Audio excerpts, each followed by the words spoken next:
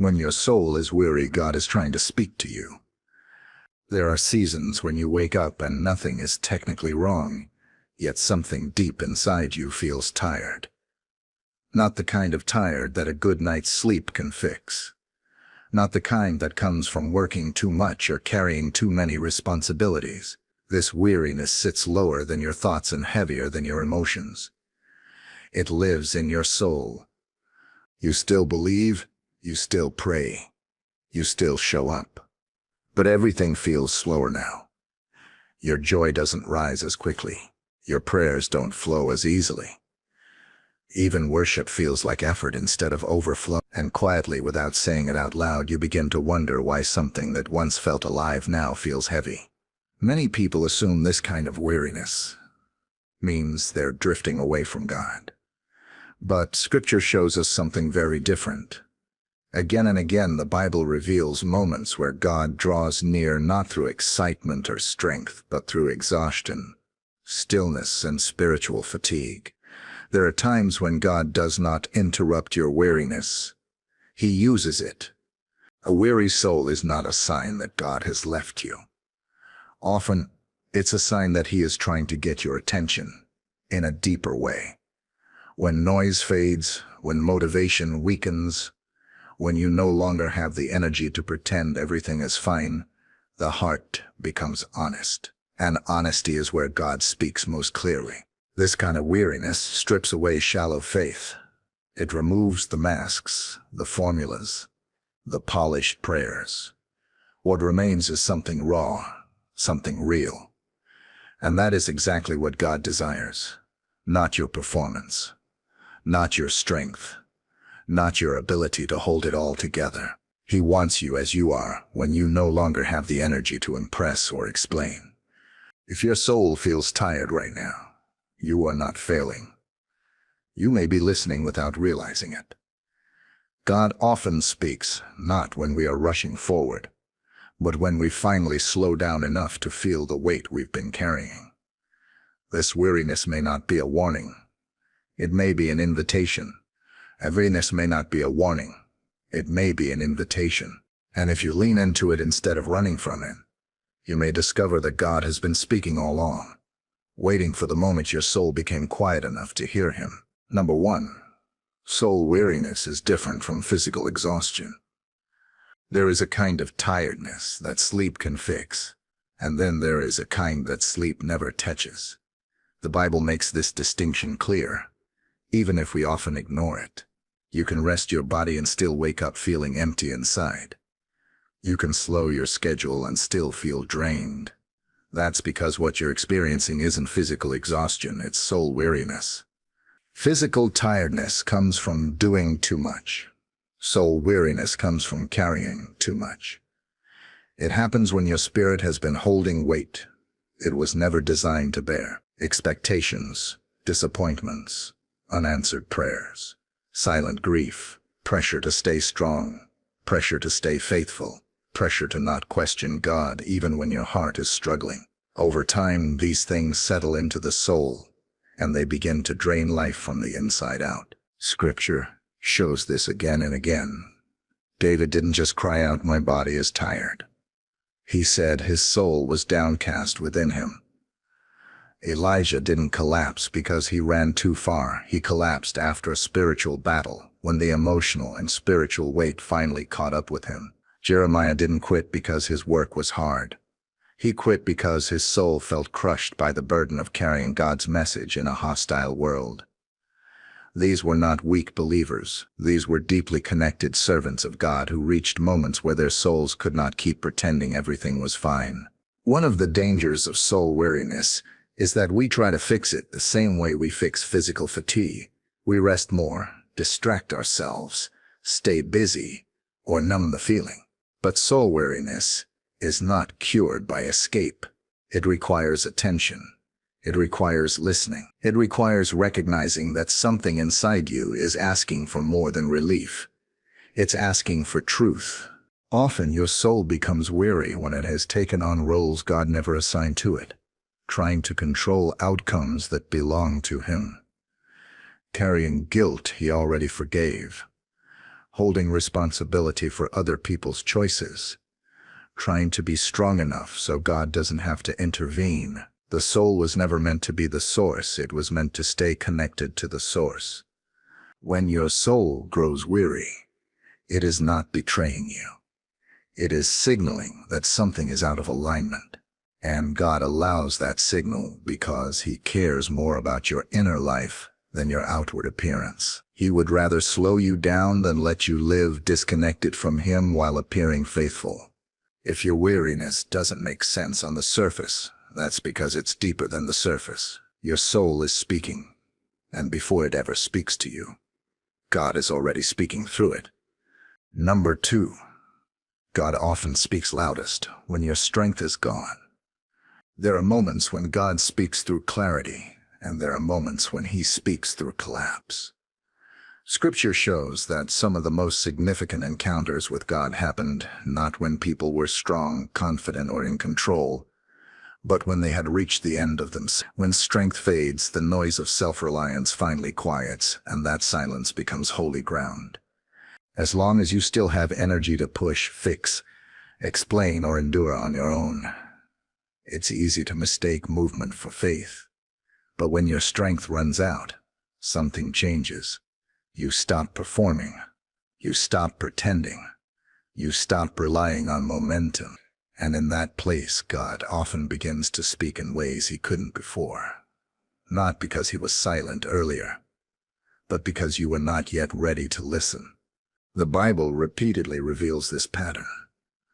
God waited until Abraham's body was as good as dead before fulfilling His prize. He met Moses not in confidence, but in reluctance. He spoke to Elijah not in fire or wind, but in a gentle whisper after complete emotional exhaustion. God did not overpower them. He met them when their strength could no longer compete with His voice. This is why soul weariness can feel so disorienting. It removes the familiar tools you used to rely on. The strategies stop working. The passion fades. Even your spiritual habits feel heavy. But this is not God abandoning you. It is God creating space. When your strength disappears, your heart becomes receptive in a new way. You no longer approach God with solutions. You approach Him with surrender. God does not shout over your busyness. He does not wrestle for attention with your self-effort. He waits.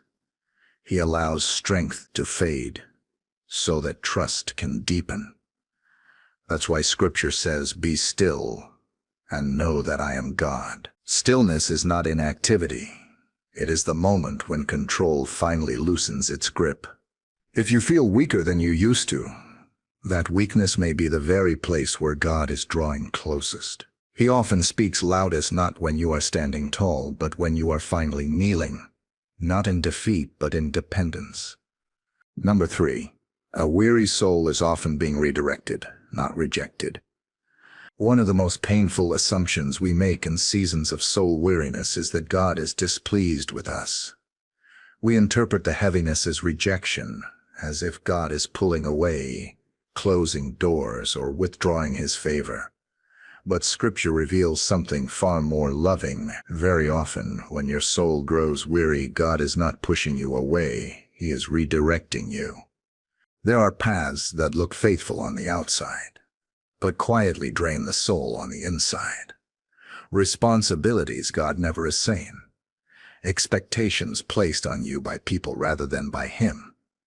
Seasons that once fit but no longer align with who God is shaping you to become. When the soul resists, it does not always do so with rebellion. Sometimes it resists because it senses misalignment before the mind does. Throughout the Bible, God used weariness as a holy interruption.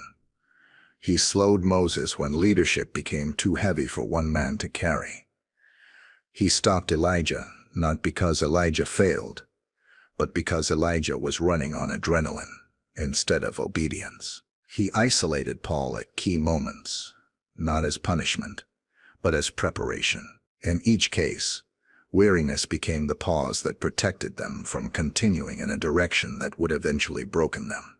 A redirected life often feels confusing before it feels clear. God rarely explains the shift in advance. Instead, he allows discomfort to rise until the heart begins to ask different questions. Not how do I push through, but Lord, what are you changing? Soul weariness becomes the signal that something must be adjusted, surrendered, or released. This is why forcing yourself forward during spiritual exhaustion can deepen the fatigue. You end up fighting the very tension God is using to guide you. The soul grows tired when it is trying to remain loyal to a season that has already ended. God does not redirect harshly. He redirects through heaviness, through loss of appetite for what once energized you, through a quiet resistance you can't explain. If you feel weary despite doing the right things, it may be because God is gently turning you, not away from Him, but toward something more aligned with His purpose for you. Number 4. Soul weariness can be God exposing hidden weights. Sometimes the reason your soul feels tired is not because of where you are going, but because of what you have been carrying. Not everything that burdens the soul is visible. Some weights are silent. Some have been there so long that you no longer recognize them as heavy. You simply accept them as part of life. But God sees them, and in His mercy He refuses to let them remain buried forever. The Bible shows that unprocessed grief, suppressed disappointment, and unresolved pain do not disappear just because time passes. They sink deeper. They settle into the heart.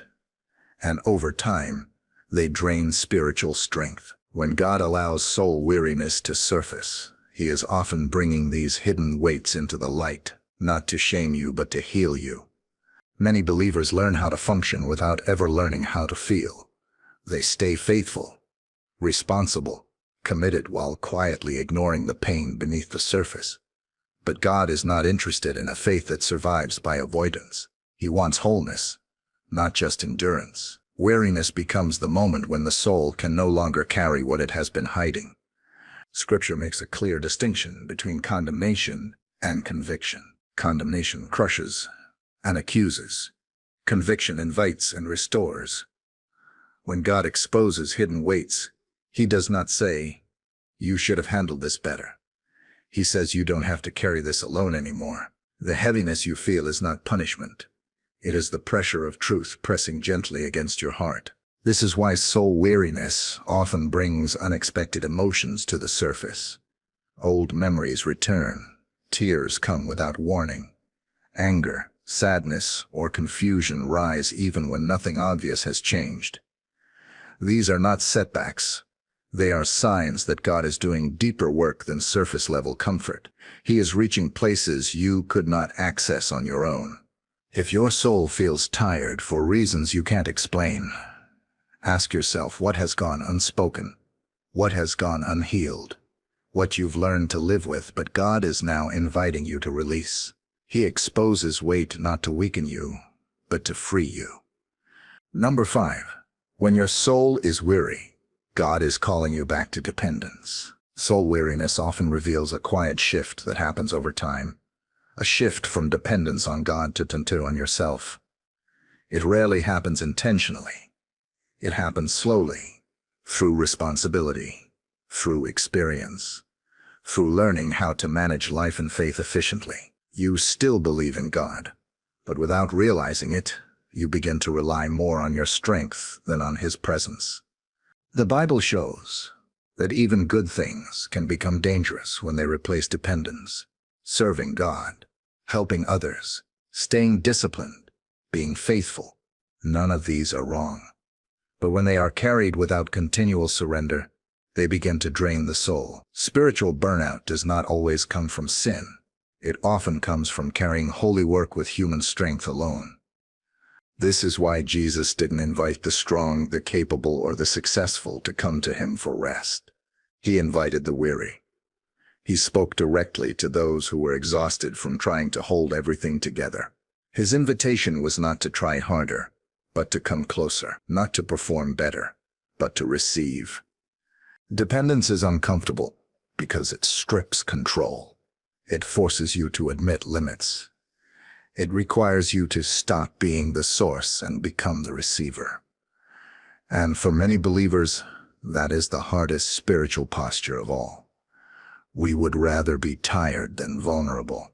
We would rather be strong than honest. But God does not heal exhaustion by increasing your capacity. He heals it by restoring connection. When your soul grows weary, God is not asking you to push through one more time. He is asking you to lay something down, to stop carrying what belongs to Him, to trust not just with your prayers, but with your weight. Dependence is not weakness, it is alignment. It places your soul back where it belongs, not as the engine of your life, but as a vessel connected to the source of life. If your strength is fading, it may be because God is gently removing what kept you functioning without Him. And in that moment, weariness becomes an invitation to return, not to effort, but to rest that comes from reliance on Him alone. Number 6. God uses soul weariness to deepen intimacy, not distance. When your soul feels weary, it's easy to assume that intimacy with God is fading. Prayer feels heavier. Worship feels quieter. The emotional closeness you once felt seems distant. But Scripture reveals a surprising truth. Some of the deepest moments of intimacy with God are formed, not in spiritual highs, but in spiritual lows. Weariness does not push God away. It often draws Him closer. Strong seasons can hide shallow connections. When everything is working, faith can become efficient instead of intimate. Words flow easily. Prayers are polished. But in weariness, all of that falls apart. You no longer have energy for perfect language or structured devotion. What remains is honesty, and honesty is the language God understands best. The Bible shows that God consistently meets people in their weakest states. He listened to Hannah when her prayer had no words. He stayed close to David when his songs turned into cries.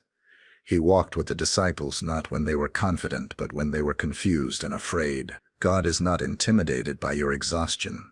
He is drawn to your sincerity. This is why weariness often changes the way you pray. You stop explaining. You stop trying to sound faithful. You simply come as you are. And in that rawness, intimacy deepens. God becomes less of a concept and more of a presence, less of an idea and more of a refuge. God does not measure closeness by how strong you feel. He measures it by how open you are. Weariness strips away performance and replaces it with presence. It teaches you to sit with God instead of striving for Him, to remain instead of achieving, to be held instead of holding everything together. Follow you, man, instead of achieving, to be held instead of holding everything together. If you feel distant because you are tired, pause before assuming separation. You may be closer than you think. God often draws near quietly, gently, in the moments when you no longer have the strength to pretend you don't need Him. Number 7. A weary soul is often standing at the edge of renewal. In Scripture, renewal rarely begins with strength. It begins with emptiness. God does not pour into what is already full, and He does not restore what refuses to slow down. A weary soul often feels like it is losing something, but in reality, it may be making room. What feels like depletion can be preparation. Throughout the Bible, there is a consistent rhythm. Dying before rising, surrender before restoration, waiting before renewal. God allows the soul to reach a place where old sources of energy no longer work. Familiar motivations fade.